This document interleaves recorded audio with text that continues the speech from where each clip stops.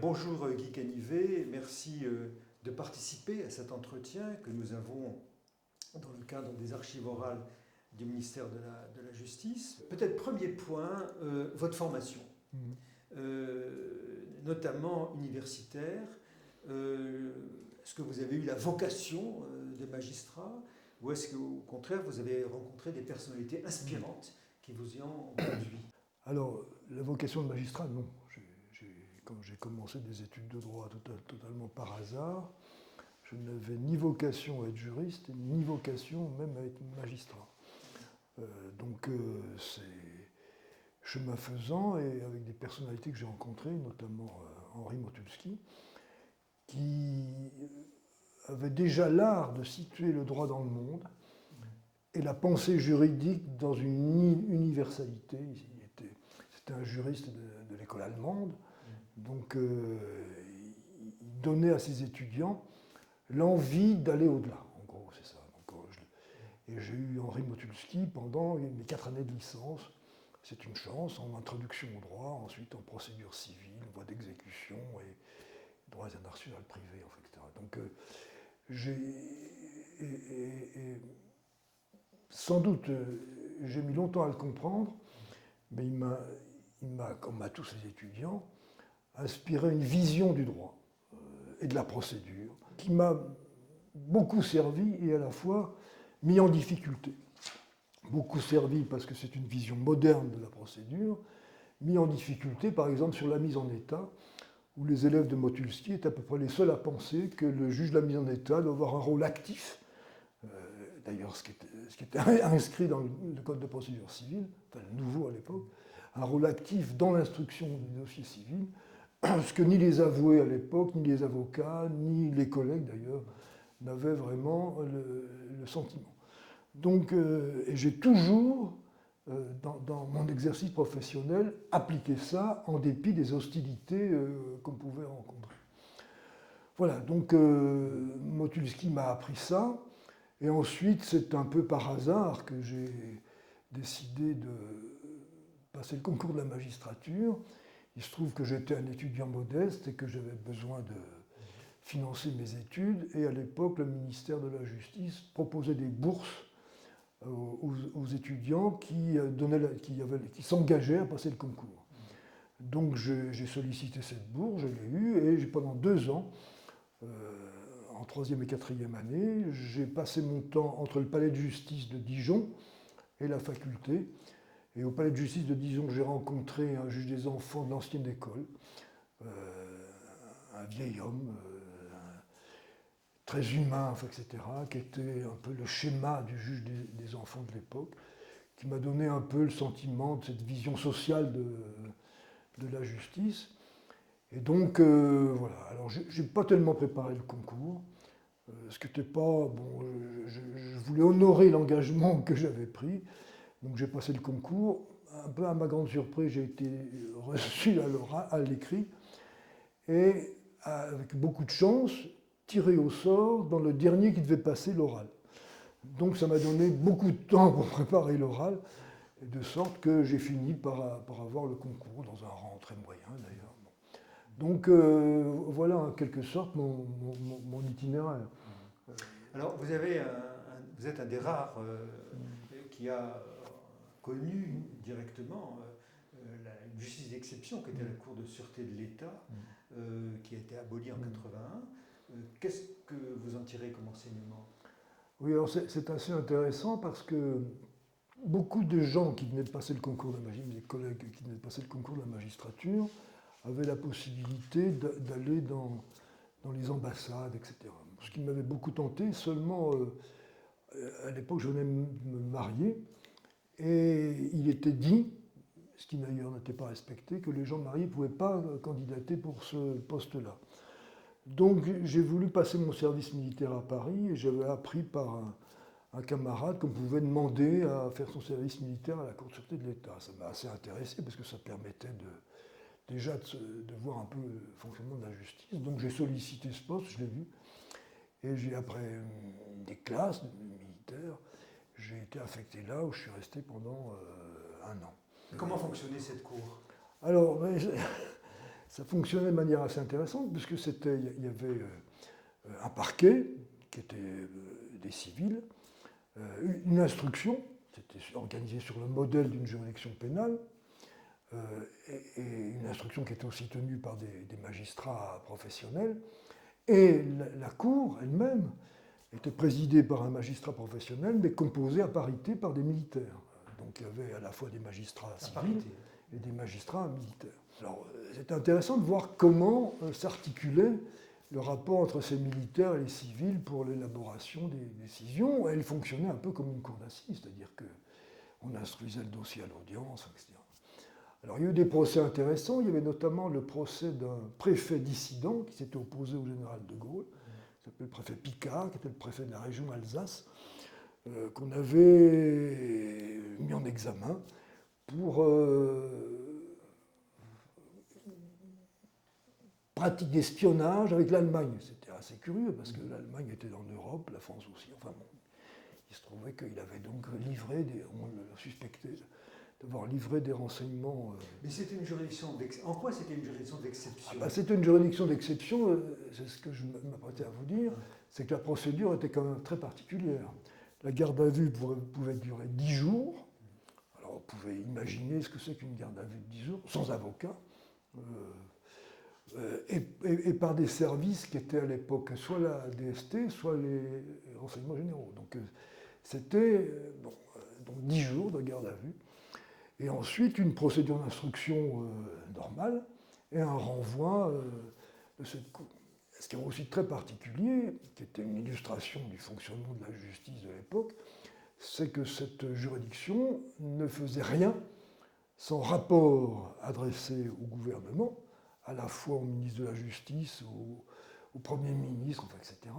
Rapport au gouvernement et instruction du gouvernement sur la conduite des affaires. Donc c'était une juridiction qui était sans indépendance aucune, en ce qui concerne le parquet et en ce qui concerne la manière de conduire la poursuite. Alors les juges d'instruction étaient en principe indépendants, mais bon, c'était... Voilà, alors c'était assez intéressant de voir ça, parce que c'était vraiment de voir de l'intérieur le fonctionnement d'une juridiction d'exception. Mais est-ce que vous l'aviez vu à l'époque, ou est-ce que c'est a posteriori que vous avez fait ça? Non, à l'époque, on était bien conscient de ça. Parce que je vous parle de ce dossier Picard, il se trouve que j'ai fait le projet de règlement. Et ça m'a permis de voir en quoi une garde à vue de 10 jours peut déterminer un certain nombre d'aveux, etc., etc. Donc, et il faut s'imaginer, enfin, la psychologie de la personne. Déjà 48 heures, c'est long, mais 10 jours sans contact aucun avec l'extérieur, aucun avocat, etc., ça doit être quand même assez angoissant. Donc il y a ça, donc c'était vraiment vivre ça. Et puis ensuite, de voir comment cette juridiction ne procédait que sur instruction donnée par le gouvernement, par l'intermédiaire du ministre de la Justice. Donc c'était... Voilà, donc quand on parle de juridiction d'exception, j'en ai une vision pratique assez précise.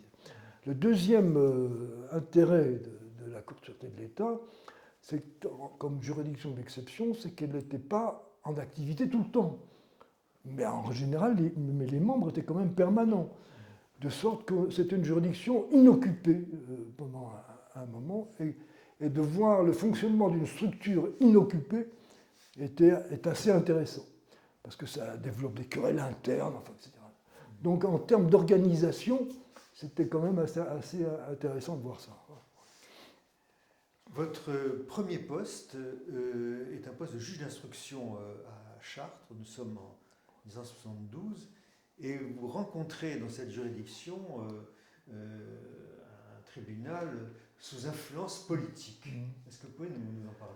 Oui, alors, l'influence politique n'est peut-être pas le seul défaut, peut-être pas le principal.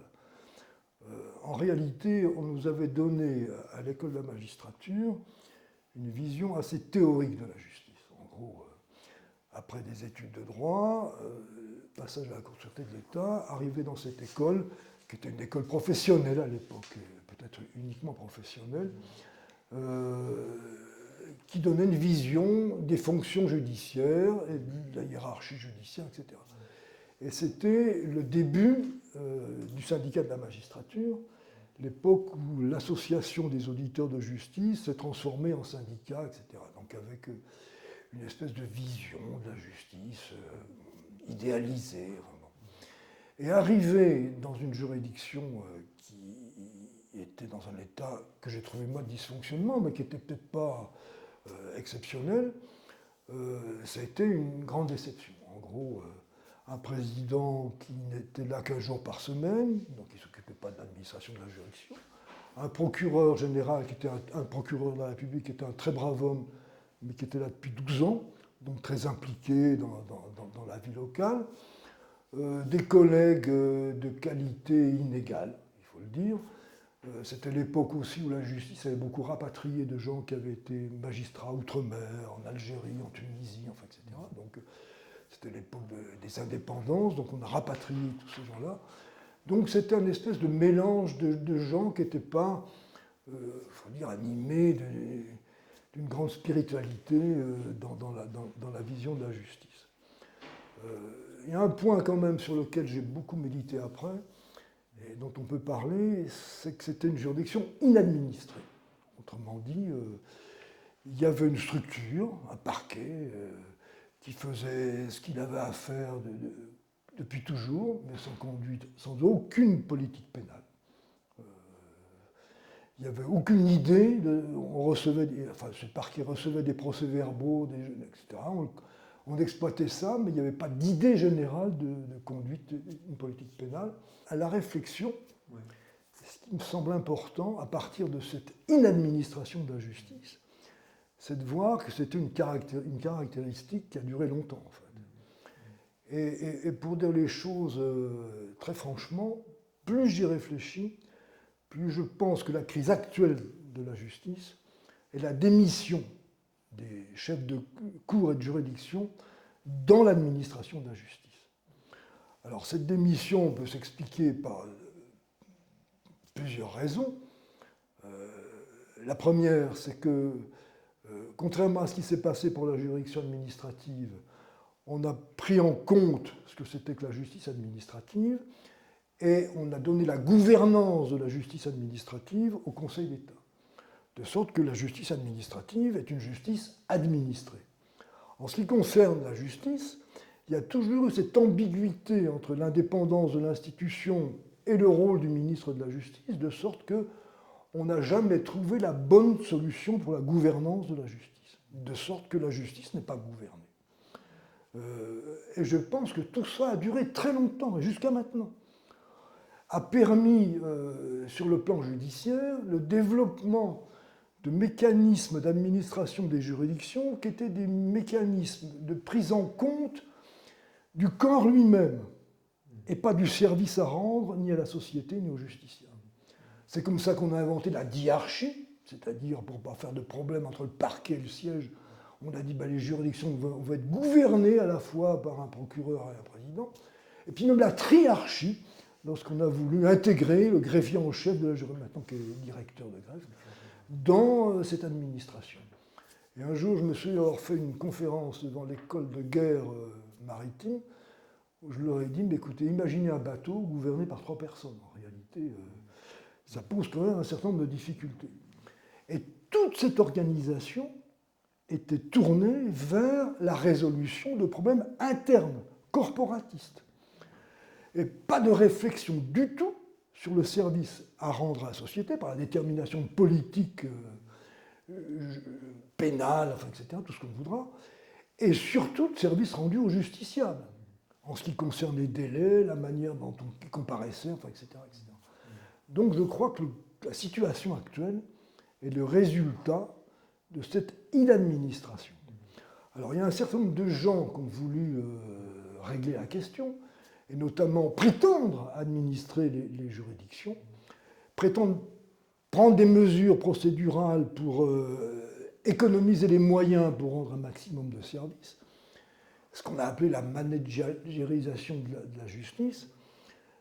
qui a conduit ensuite à une espèce de systématisation à la suite des réformes inspirées par Magendie, etc. Et qui est devenu, en quelque sorte, pour la théorie juridique, le diable.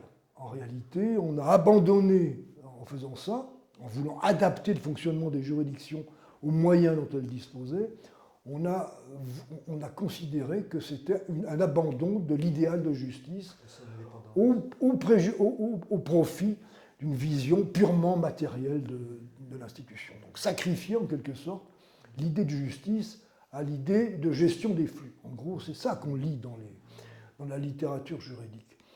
Alors, ce qui est évidemment faux, mais pour revenir sur à des inconvénients de ce système d'administration, c'est qu'à partir de là, les magistrats ne se sont jamais sentis en puissance d'organiser le fonctionnement de la justice et d'être un interlocuteur du ministre de la Justice sur les moyens à concéder. Autrement dit, il n'y avait pas de réflexion ni d'équilibre entre les gestionnaires de l'institution et le pouvoir politique sur les moyens à concéder aux juridictions. Alors ça vient de divers phénomènes. Le premier, c'est qu'il y avait avant 1958 une telle inorganisation qu'il y avait une déperdition énorme des moyens. Il y avait des juridictions qui n'avaient rien à faire, d'autres qui étaient surchargées, mais on n'arrivait pas à équilibrer les choses. De sorte que le discours qui consistait à dire « vous nous donnez des charges supplémentaires, donnez-nous les moyens pour assurer ces charges » n'était jamais tenu. Il y a une chose assez récente, assez caractéristique, c'est qu'à un certain moment, quand Jean-Louis Nadal était procureur général de la Cour de cassation, et j'en étais premier président, il avait organisé et obtenu une réforme de son parquet général. Cette réforme du parquet général a consisté à augmenter de 1 à 6 les premiers avocats généraux, donc les deuxièmes personnages dans la hiérarchie judiciaire, à la fois en termes de statut et de rémunération, etc., et d'augmenter de 10 les avocats généraux et de créer des postes d'avocat général, de substitut général ou de référendaire, d'avocat général référendaire. Donc une augmentation considérable. Donc cette réforme est votée, elle est mise en œuvre, et je me souviens d'avoir été voir le ministre de la Justice de l'époque. À l'époque, j'étais gestionnaire comme premier président de la Cour de cassation, pour lui dire, monsieur le ministre, on a créé 5 postes de premiers avocats généraux, 10 postes d'avocats généraux, où va-t-on les mettre? Quels sont les moyens de secrétariat, de locaux, de tout ça? Et le ministre me répond, on ne m'a jamais présenté les choses sous cet angle. Alors j'ai dit, écoutez, imaginez un ministre de la Défense qui crée 10 postes de généraux. Vous ne croyez pas qu'il se serait posé la question de savoir les moyens qu'il fallait leur donner, on allait les mettre, enfin, etc.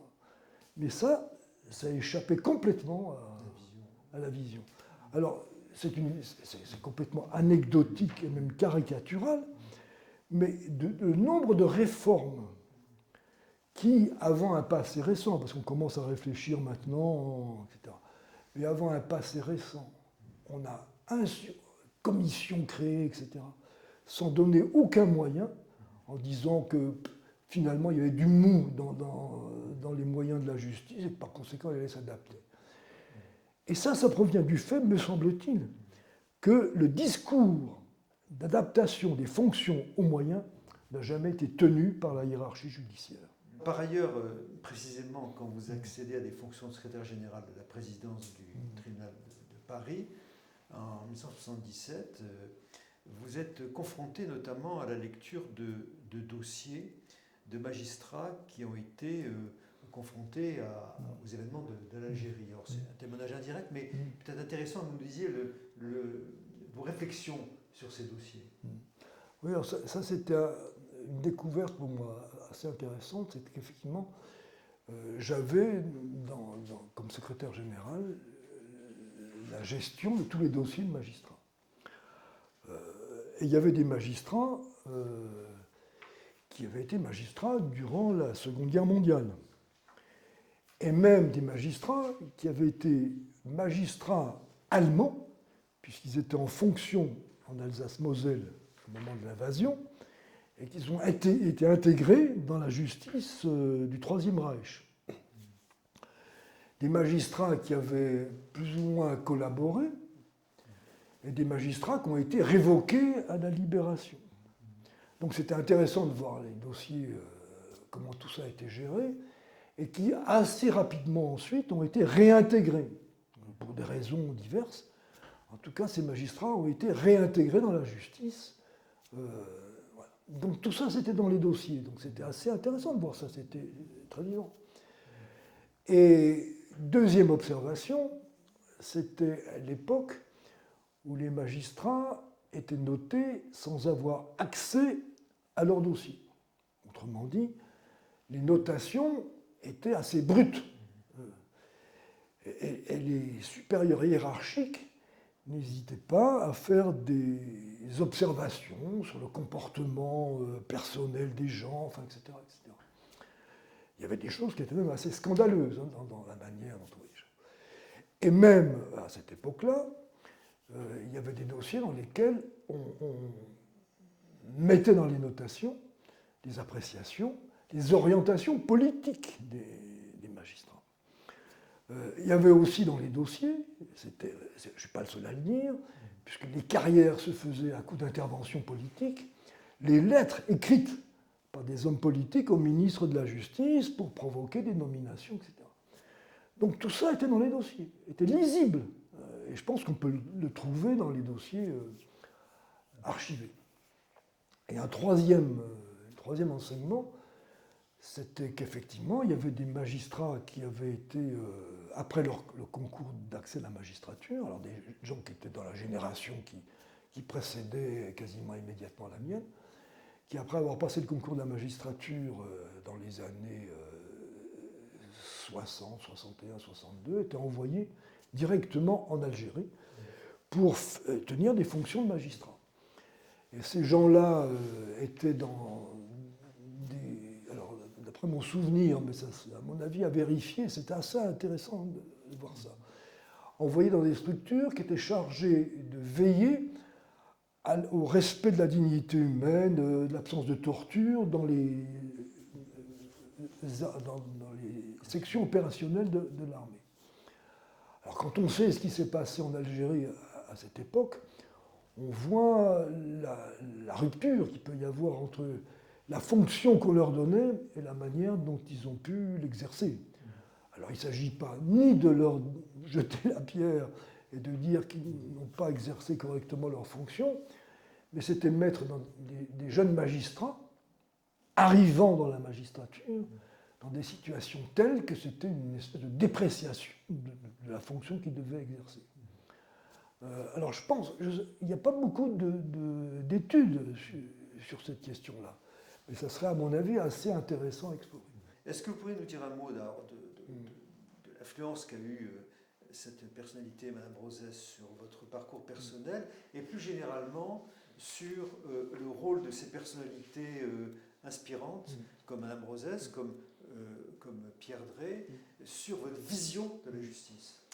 Oui, alors d'abord, j'ai été nommé secrétaire général adjoint de Simone Rosès, appelé par un secrétaire général qui à l'époque était Germain Le Foyer de Costine. Germain Le Foyer de Costine était une personnalité intéressante parce qu'il avait été avocat, secrétaire de la conférence, et puis ensuite il a passé le concours de la magistrature.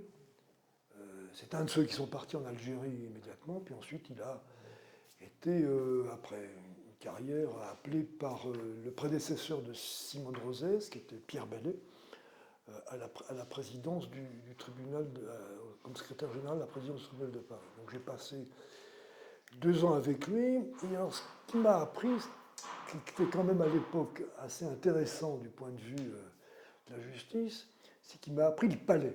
Autrement dit, il y avait une espèce de système, d'écosystème, dans ce tribunal de grande instance, de relations entre les avocats, les magistrats, avec des des codes de conduite, enfin, etc. Je ne sais pas. Donc il m'a appris ça. Et ça, je dois dire que ça m'a beaucoup servi pour éviter les incidents, enfin, etc., etc. Donc je lui dois beaucoup de ça. Il m'a appris aussi ce que c'était que la gestion telle qu'elle était conçue à l'époque d'une juridiction. Ensuite, il est parti à la cour d'appel, et j'ai donc été secrétaire général, donc collaborateur direct de Simon de Rosès. Alors, ce que je dois dire de cette époque, c'est que, après l'expérience de Chartres, arrivé là, dans une ambiance intellectuelle assez dense, avec des magistrats qui avaient des pensées, qui avaient une vision de la justice, du droit, etc., assez rigoureuse, organisée, etc. Ça m'a beaucoup stimulé. Et je dois dire que j'ai rarement trouvé un système ou un environnement avec une telle intensité intellectuelle, qui était animé par Simon de Rosès, par Pierre Drey, par des gens comme ça. Pierre Drey était quelqu'un qui raisonnait sur les affaires judiciaires comme une construction permanente. Autrement dit, chaque affaire était l'objet de réfléchir pour apporter quelque chose de nouveau à la manière de construire le droit. Alors il a inventé beaucoup de choses, hein, notamment. Il a inventé le référé provision, enfin, etc. Et des tas de choses, la liaison entre le référé et le... Donc tout ça, c'était des inventions pratiques. Et Pierre Drey, qui était fils de greffier, son père était greffier en chef dans une juridiction algérienne, il avait cette vision-là qui était à la fois très pratique et d'une haute tenue intellectuelle, ce qu'il a d'ailleurs beaucoup ensuite développé à la Cour de cassation dans ses discours, etc. Vous étiez conseiller à la Cour d'appel et que vous avez, on peut dire, animé tout le contentieux sur le droit commercial. Racontez-nous ce moment de créativité, de grande créativité jurisprudentielle. Oui, alors c'était... Quand j'ai quitté la Cour de cassation, Simon de Rosès partait à la retraite. Et j'étais à l'époque, puisque comme j'avais un grade qui ne permettait pas d'être secrétaire général, j'étais du premier grade et le secrétaire général était du deuxième grade, donc j'étais chargé de mission auprès de Simon de Rosès avec une autre fonction de la magistrature, j'étais conseiller à la Cour d'appel. Donc j'avais une audience à la Cour d'appel et le reste du temps je m'occupais du secrétariat général. Donc Simon de Rosès étant parti, j'ai gagné la Cour d'appel complètement. Et à l'époque, venait d'être confié à la compétence de la Cour d'appel, une formation particulière, le recours contre les décisions du Conseil de la... à l'époque, le Conseil de la concurrence, qui est devenu l'autorité de la concurrence, puis ensuite de la Commission des opérations de bourse, puis ensuite d'autres autorités administratives indépendantes. Et je dois à Pierre Drey de m'avoir, avant de partir à la Cour de cassation, où il a été confié l'administration de cette structure. Alors il se trouve qu'il y avait là, et c'était Pierre Drey qui avait été à l'origine de ça, une conception de l'instruction de ces affaires commerciales particulières, parce que c'est un décret particulier, qui donnait de très forts pouvoirs d'administration de l'instance à une personne qui était le délégué du premier président. Donc il m'a confié cette fonction, et j'ai développé là un système de mise en état qui était radical, puisque les délais qu'on fixait étaient des délais à peine d'irrecevabilité des écritures. Autrement dit, on fixait un délai qui était une évarieture pour produire les mémoires, etc. Ce qui est, contrairement à ce qui a causé la perte de la mise en état, c'est que vous fixez des délais qui ne sont jamais tenus puisque vous pouvez les reporter. Là, on ne les reportait pas, et la sanction était que les écritures n'étaient pas dans le dossier, on les rejetait. Donc c'était quelque chose d'assez puissant comme instruction. Et ce qui a permis en quelque sorte le succès de cette juridiction, parce que Pierre Drey m'avait donné comme objectif de fixer les affaires dans un délai maximum de 6 mois. Enfin, les jugements dans un délai maximum de 6 mois. Donc, ce qui voulait dire qu'il fallait fixer dans un délai maximum de 5 mois pour donner un mois à la juridiction pour établir le... Et j'ai tenu ça. J'ai tenu ça grâce à la collaboration, d'ailleurs, des avocats qui intervenaient dans ces affaires, qui avaient compris tout l'intérêt qu'ils pouvaient tirer de procédures vivantes, sans temps mort, entre le moment où ils introduisaient le recours et le moment où la décision était rendue. Et ça les arrangeait beaucoup, finalement. Ils avaient compris qu'il y avait un intérêt à ça. C'est-à-dire de jamais mettre le dossier dans une armoire pour aller le chercher, etc. Donc c'était un dossier qui était en permanence animé, tenu, avec des délais qui étaient parfois brefs. Hein. On pouvait donner des délais de 48 heures pour répliquer, in fine, à des écritures. Donc, voilà. Donc on a monté ça du point de vue procédural. Alors, Pierre Drey avait imaginé ça avant mon arrivée, d'ailleurs, avec André Potocki, qui était son secrétaire général. Et ça marchait bien. À la fin, j'ai fini quand même par comprendre un peu quelque chose à ce contentieux. Vous êtes premier président de la Cour de cassation à partir de 1999, vous le restez jusqu'en 2007.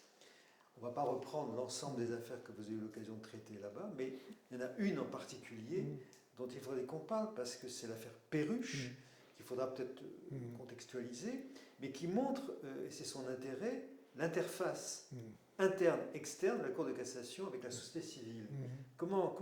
Quel bilan vous tirez de cette affaire Perruche? C'est assez intéressant parce que, en fait, l'affaire Perruche est arrivée de manière assez inattendue, parce que, en fait, la jurisprudence à l'époque sur ce type d'affaires, c'était quand des parents,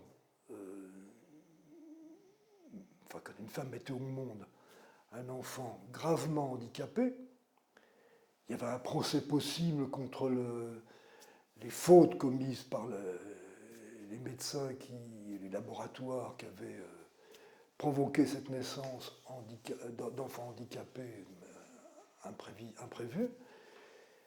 Et les indemnités étaient versées aux parents. Bon, donc les parents faisaient un procès contre l'instance médicale. Il y avait des indemnités qui étaient la prise en charge d'un enfant handicapé qui était versée aux parents. Qu'a apporté l'affaire Perruche là-dedans? Le fait que cette indemnité n'était plus versée aux parents, mais à l'enfant handicapé. Et la démarche de la Cour de cassation était assez simple, dire que cet enfant est une personne, que le fait de verser l'argent aux parents était de soumettre cette indemnité à des aléas. Les parents l'affectaient ou pas à l'entretien et à l'éducation de l'enfant, en faisaient autre chose, pouvaient disparaître, mourir, etc. Donc l'idée de la Cour de cassation était double. Une idée en théorie du droit, la victime de ça était une personne juridique, c'est lui qui devait percevoir les indemnités, et le fait de lui verser à lui pérennisait en quelque sorte l'aide qui pouvait lui être apportée pour assumer ses conditions de vie d'enfant handicapé. Il se trouve que ce passage du versement d'indemnité aux parents au versement d'indemnité à l'enfant a suscité une explosion de désapprobation de la doctrine juridique. Et au-delà, à tel point que un certain nombre de professeurs de droit se sont ligués, ils ont constitué un groupe de pression pour pousser le législateur à changer la loi, de sorte que... quels étaient leurs arguments?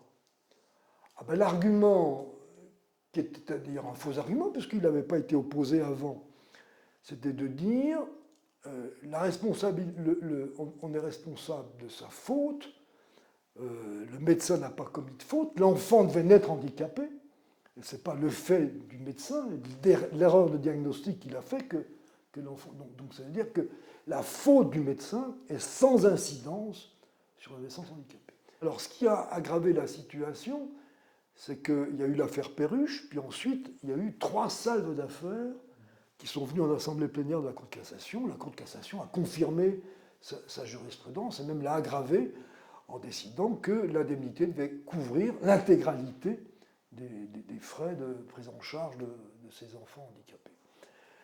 Alors le Parlement a réagi, on a voté une loi assez extravagante d'ailleurs, quand on y réfléchit, affranchissant de toute responsabilité les médecins, fautifs ou les laboratoires fautifs, et mettant l'assistance et les frais d'entretien de ces enfants handicapés à la charge de la collectivité locale, de la collectivité.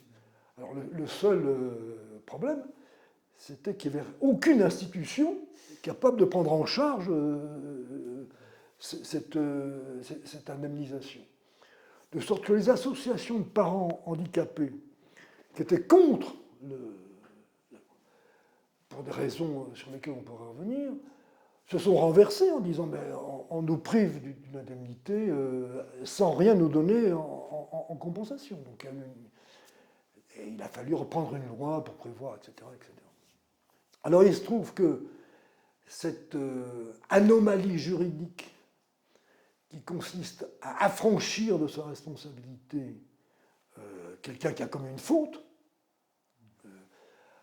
a eu des conséquences assez curieuses. C'est que les recours devant la Cour européenne des droits de l'homme ont sanctionné la loi.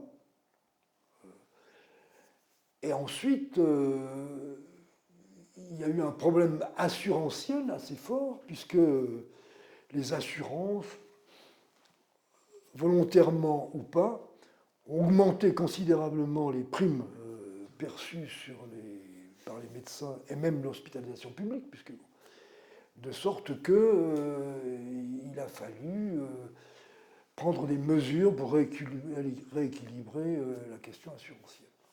Le vrai problème, c'est la perception de cette décision par les parents d'enfants handicapés.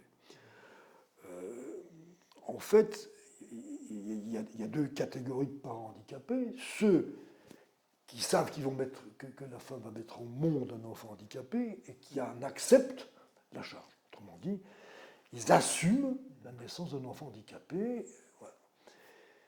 Et sans indemnité particulière, sauf les indemnités fournies par l'État. Et puis d'autres parents handicapés, parents d'enfants handicapés, qui disent aux médecins, soit parce que la femme a déjà mis au monde un enfant handicapé, que si il y avait un risque de naissance d'enfants handicapés, il mettrait fin à la grossesse, donc il pratiquerait une interruption volontaire de grossesse, et ceux-là, à la suite de la faute médicale, la femme met au monde un enfant handicapé, non voulu. Donc, par conséquent, et ces gens-là ont droit à une indemnité qui était calculée par la Cour de cassation de manière assez forte. Donc il y avait une espèce de rupture, en quelque sorte, entre ceux qui assumaient ça, avec des moyens d'aide de la collectivité faible, et ceux qui, ayant refusé, avaient des indemnités fortes. Ce qui fait qu'il y avait quand même un sentiment d'inégalité, d'injustice, etc. Et c'est ça qu'ont mobilisé les associations de parents d'enfants handicapés. Donc, ce qu'il aurait fallu peut-être, c'était davantage réfléchir à cette double situation, enfin, donc des parents d'enfants handicapés, sur ce sentiment d'injustice assez justifié, finalement. Mais comment vous analysez l'aptitude de la Cour de cassation à réagir à cette campagne d'hostilité qui l'a frappée? Est-ce qu'elle est outillée pour le faire? Est-ce qu'elle a des instruments pour le faire? Est-ce qu'elle a progressé en ce sens-là? Alors, à l'époque, on n'avait pas atteint cette perfection dans la communication judiciaire qu'on a maintenant. On a quand même communiqué, c'est-à-dire en expliquant, dans un rapport de la Cour de cassation, que ce que j'ai dit tout à l'heure, c'est-à-dire que ça ne faisait que transférer l'indemnité versée aux parents à l'enfant pour les raisons que j'ai expliquées, une raison théorique et une raison pratique, et d'autre part que c'était jamais que la mise en œuvre de principes jurisprudentiels acquis, et notamment sur le fait de la faute, sur le principe qui n'empêche pêche, c'est-à-dire quelqu'un à qui on dit on vous consulte pour prévenir un risque et qui ne remplit pas cette fonction-là est responsable du risque survenu. Donc ça, c'est une jurisprudence acquise. C'est d'ailleurs assez intéressant parce que la loi qui a modifié le système de responsabilité est revenue sur ce principe-là.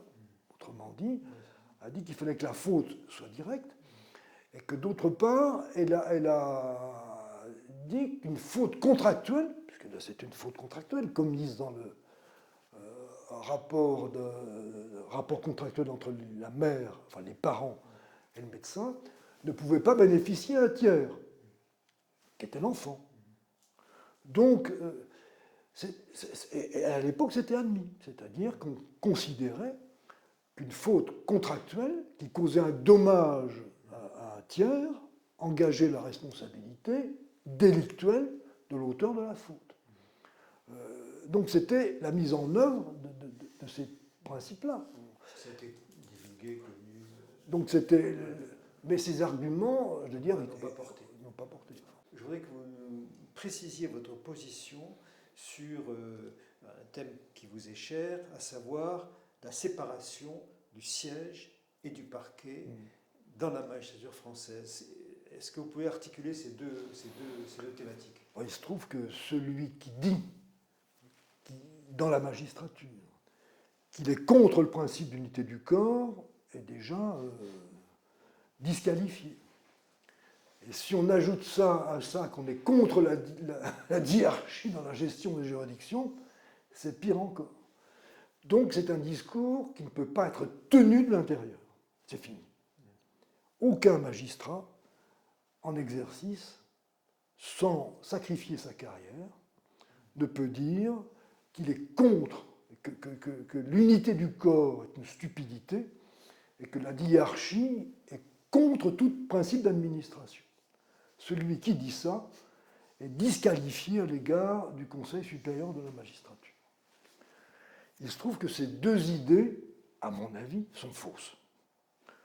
La première, c'est que, certes, il y a un corps de magistrats qui peut être unique, c'est-à-dire qu'on passe un concours, mais qu'ensuite les fonctions sont des fonctions séparées. Les uns jugent, les autres poursuivent. C'est aussi simple que ça. Et juger n'est pas poursuivre. Et dire que ce sont les mêmes qui font ça, alternativement, ou qui sont dans le même bâtiment, qui se rencontrent tous les jours, qui parlent entre eux, qui se communiquent, etc., qui constituent une unité intellectuelle, est une idée fausse. Elle est fausse pour deux raisons. D'abord parce qu'elle rend la justice incompréhensible à l'extérieur. On ne comprend pas que celui qui poursuit est le même que celui qui juge. Il y a quelque chose qui ne va pas. Même un esprit simple. Enfin bon.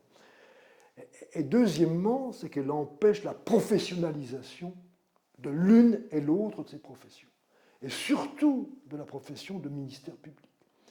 Parce que c'est à partir de là, cette espèce de sentiment qu'on est à moitié juge, etc., qu'on n'a pas les moyens de concevoir une politique pénale, engagée, encadrant la police, et d'aller très en avant dans la mise en œuvre de l'action publique. Autrement dit, d'être vraiment la partie poursuivante et d'assumer la poursuite.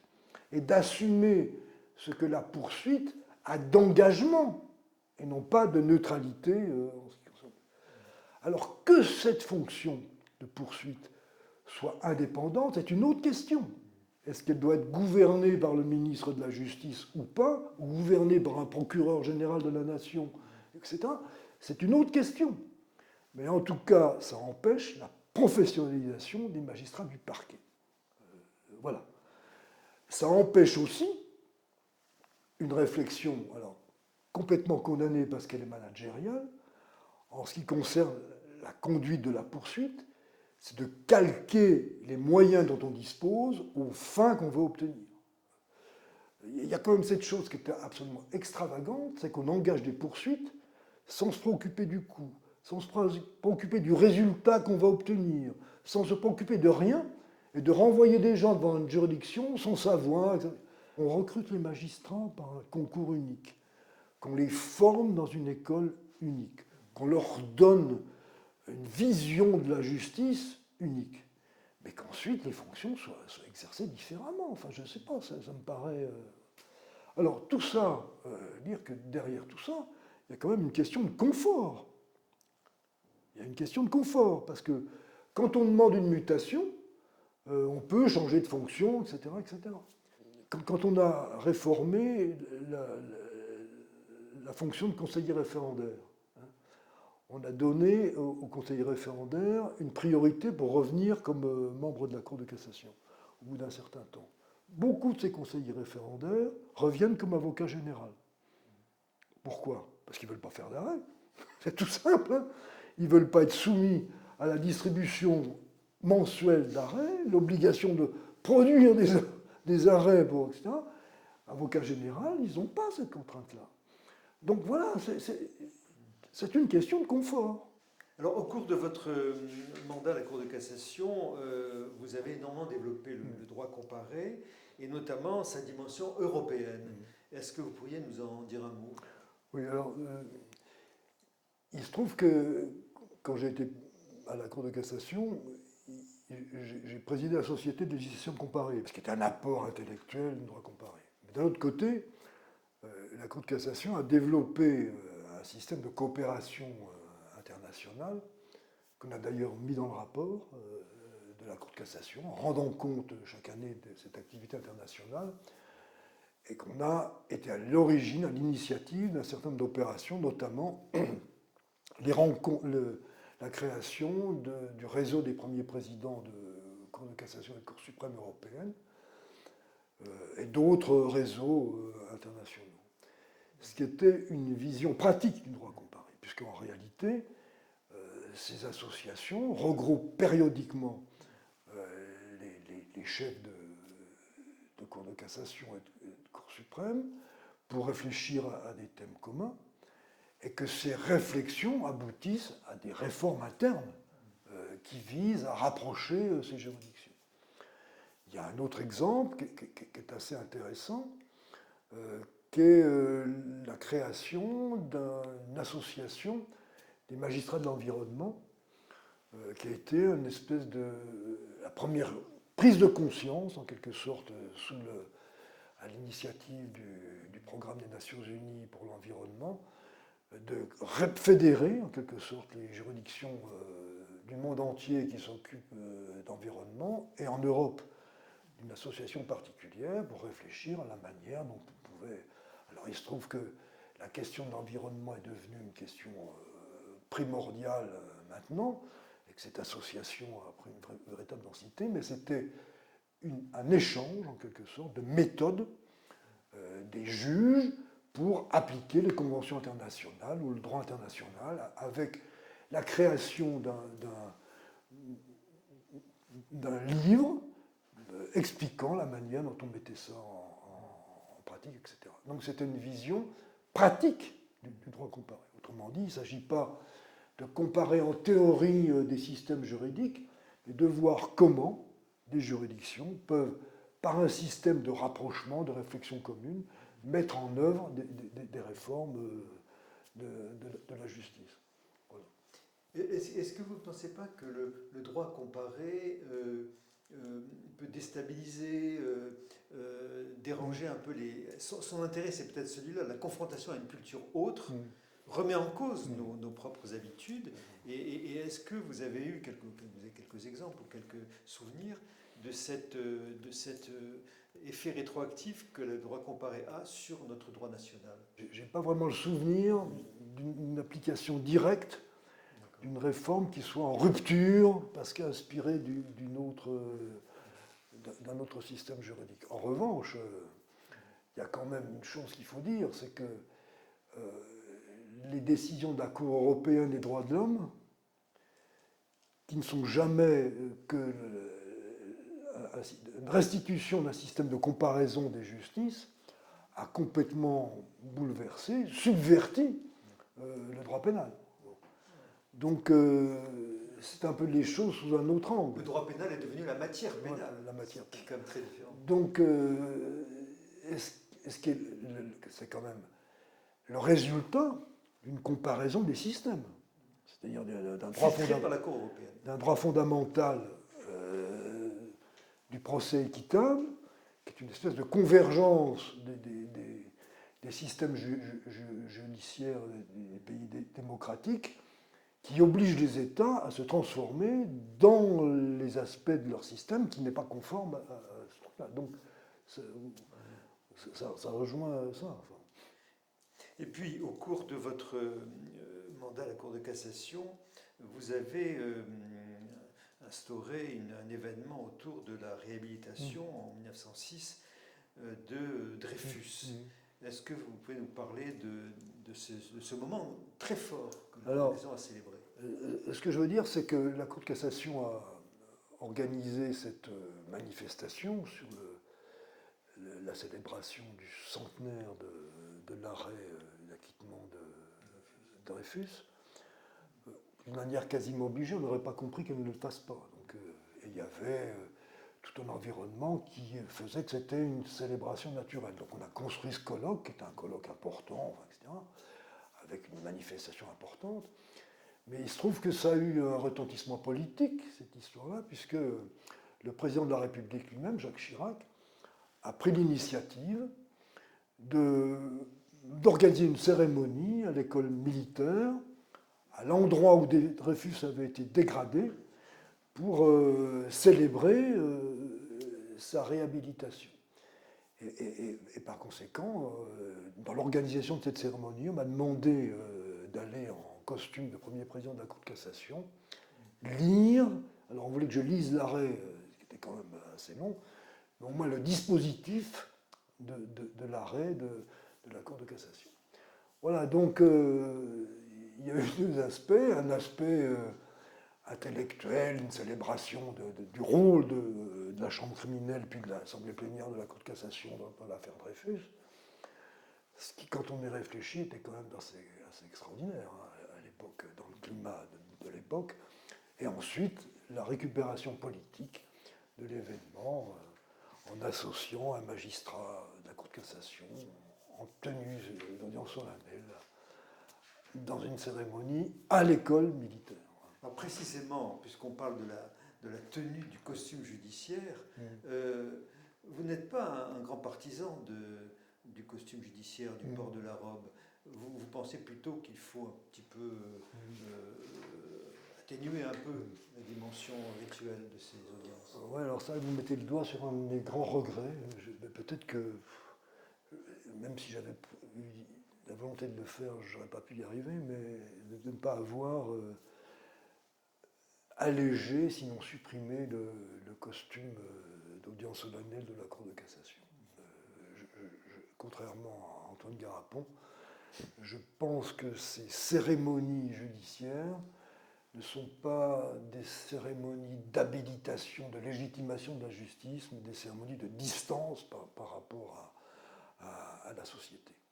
Ces audiences solennelles de la Cour de cassation de début d'année judiciaire sont totalement anachroniques au temps où on vit.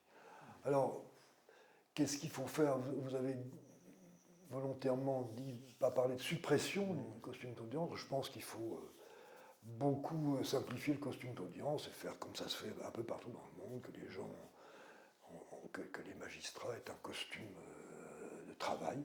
Je pense que ça crée une distance et ça fait une séparation entre ce corps judiciaire qu'on accuse beaucoup d'autarcie avec la société. Et peut-être un mot sur les décorations que portent beaucoup de magistrats dans ce... Ah oui, alors ça, c'est une vaste question. Enfin bon,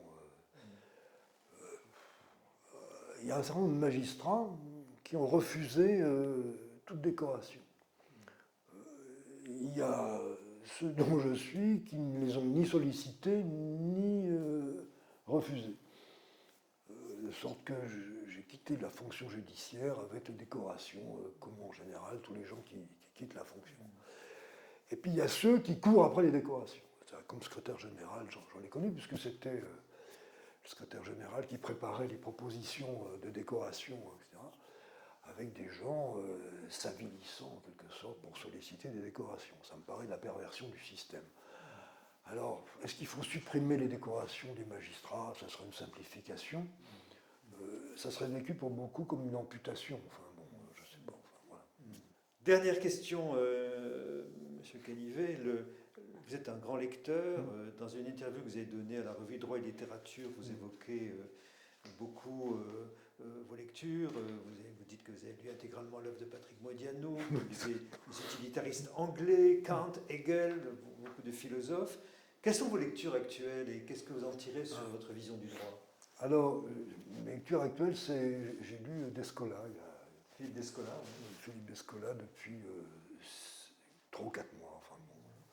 Et Descola, qui est un anthropologue, apporte une vision très pratique de ça, quand il décrit des sociétés qui sont vraiment intégrées dans un écosystème où l'homme n'est qu'une partie de cet écosystème, sur lequel il est agi et sur lequel il agit. Enfin, donc, tout ça, à mon avis, ça donne quand même une nouvelle manière de penser le droit, qui, alors, pour le coup, donne beaucoup d'interrogations, en fait. C'est pas du jour au lendemain. Par exemple, est-ce qu'il faut parler de droit d'animal? Si vous avez adopté ce type de pensée-là, vous ne posez plus la question. Enfin, l'animal est un autre élément de ce système global. Voilà.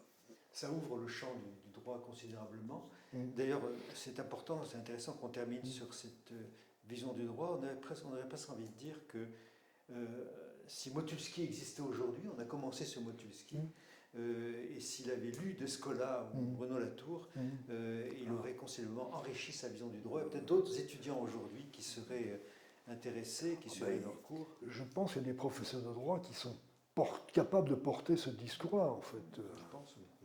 Merci beaucoup, Canivet, pour cet entretien. Voilà.